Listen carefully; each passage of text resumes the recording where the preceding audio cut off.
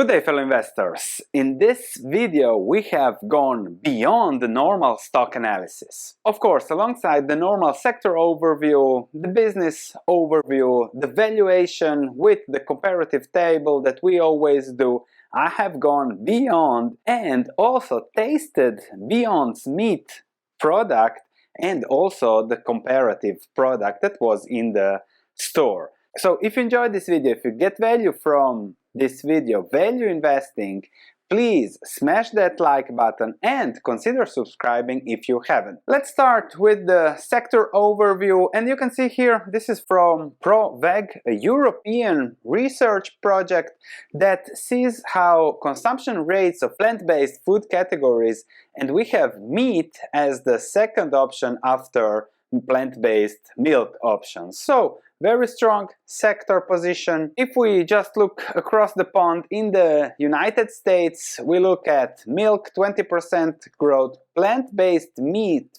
45% growth market, meatballs 29% growth. So really the strongest growth sector. So that obviously benefits Beyond Food. If we look at the market, the plant-based meat market is 1.4 billion, so growing very fast. The repeat rate is not that high, which could be a factor of taste, but for now things look very positive. And with a penetration rate of 18%, we are here just past the early adopters and tapping into the mainstream food situation. Of course, Beyond Meat is banking on that. Their business is projected on replacing meat with plant-based solutions that, according to them, should be healthier. My wife doesn't agree, but more about that later. When it comes to Beyond Meat, they are really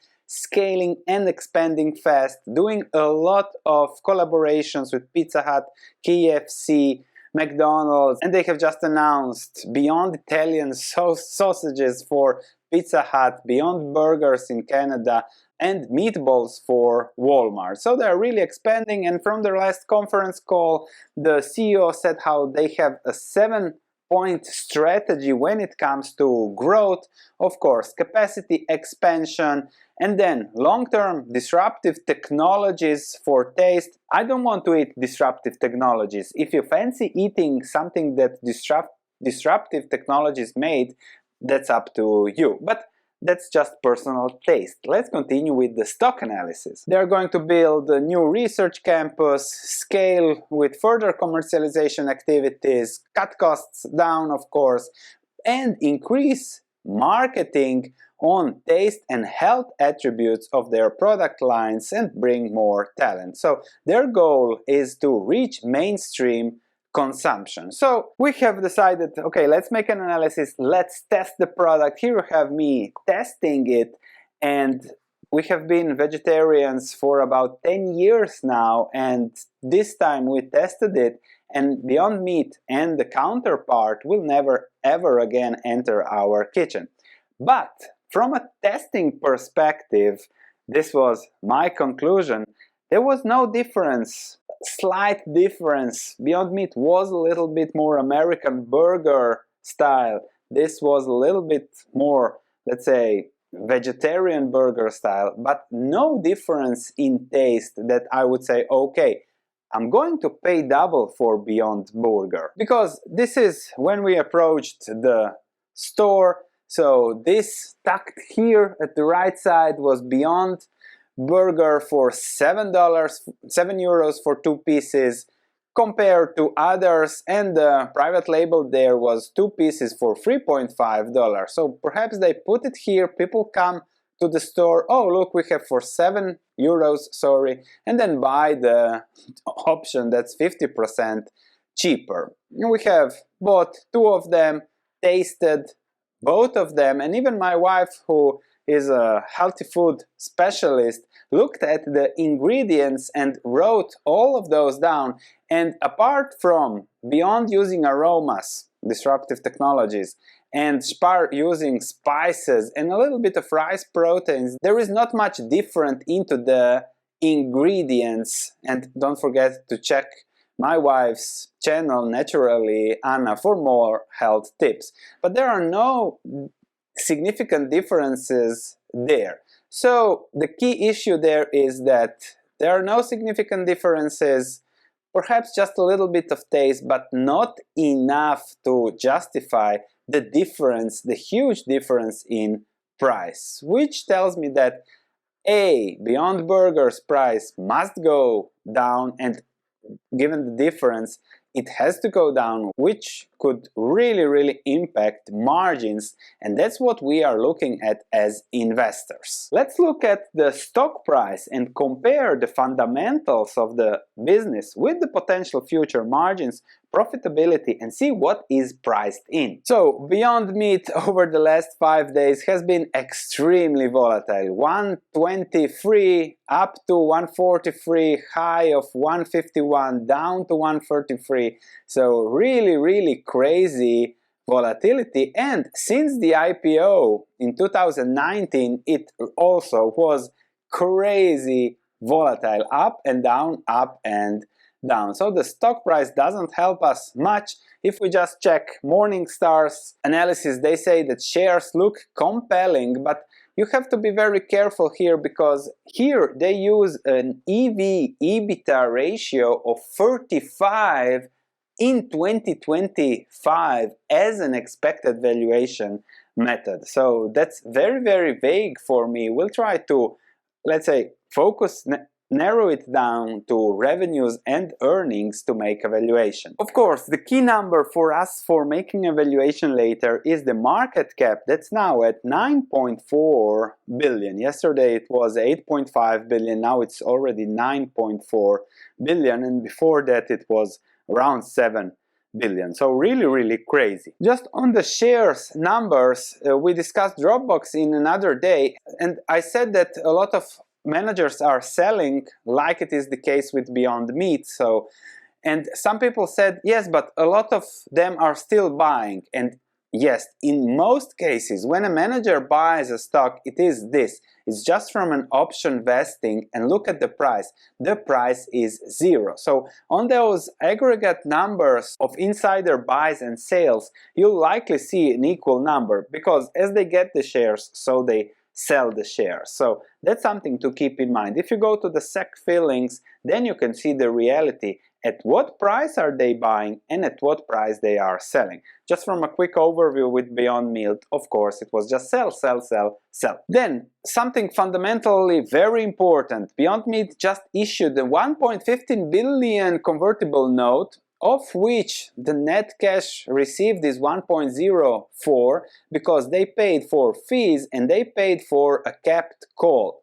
A capped call is to prevent dilution for current shareholders in a convertible price range. Of course, if the price is above 286, they will not be able to prevent dilution, but if the price is below 286, they will be able to prevent dilution in that range, from 206, which is approximately the convertible price, to 286. And they paid, I don't know what it was, 50 million to just hedge that dilution. There is nothing protective there. That's just a cost to make it look a little bit different. So also 0% convertible bond, but think about this. They are in debt 1.15 billion, they got cash 1.04. So 10% approximately is the cost. So it's not really 0% cost. And the key fundamental here is the company is now $1.15 billion in debt.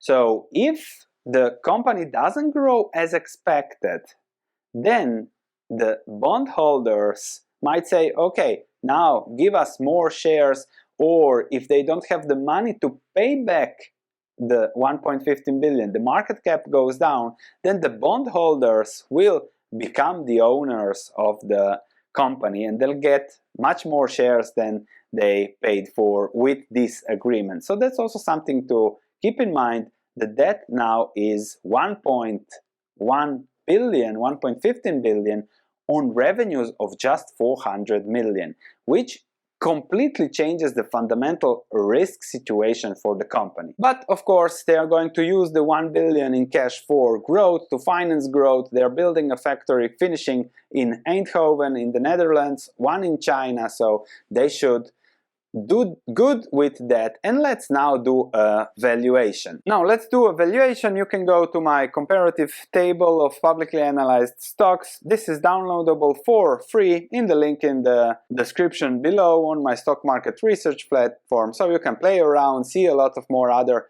valuations that I did over the last few months. You click on Beyond Food and here we are. So I started here with inputting revenues, 0.4 billion. Here is the growth rate, my usual 10% discount rate for comparative reasons.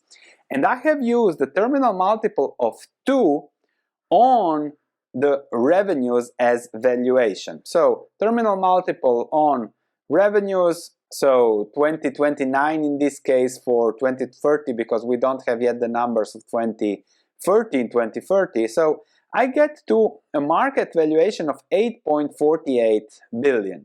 If they get a 5% profit margin on the revenues here, that's approximately 260 million. On the terminal value of 8.4 billion, that's a P/E ratio of 30 down the road, 10 years down the road, so that should be a fair valuation. If I put these numbers into a valuation, the present value, the intrinsic value is 3.2 billion. If they grow faster, assuming a P/E ratio of 50% higher, or 45, on a price to sales terminal multiple of 3, that is now 21 given the 400 million sales, then I get to a present value justifiable of almost 7 billion. So slightly overvalued, very overvalued. In a worst case scenario where the growth rate is 20%, then 15, still assuming they achieve profitability, and the terminal multiple, let's leave it at 2, then I am at 1.34 billion.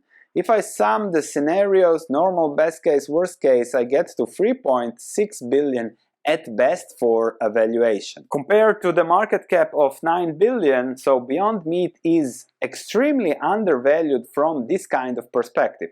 But just put things into a perspective of, okay, common sense. 400 million. They need to increase sales 12 times in the next 10 years.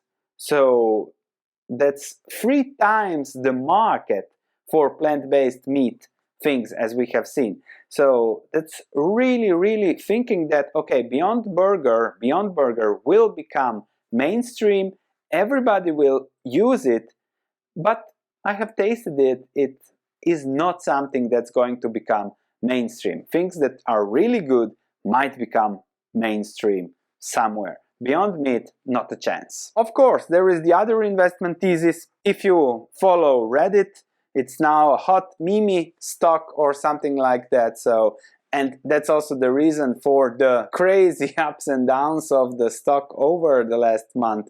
But you know how this thing usually ends when the bigger fool theory is in play here, and when everybody is looking for the bigger fool to pay more and more because the stock is going to go up and up, and we all know how it ends up when that same stock starts to going down and down. Been there, done that, seen that already, even in the last few months. So be very careful when investing in this, because the fundamentals are simply not there. From a fundamental perspective, even if they reach 5 billion in revenues with a 5% net profit margin that can be given in these dividends in 2030, then the 2030 yield on the current market cap would be just 3%.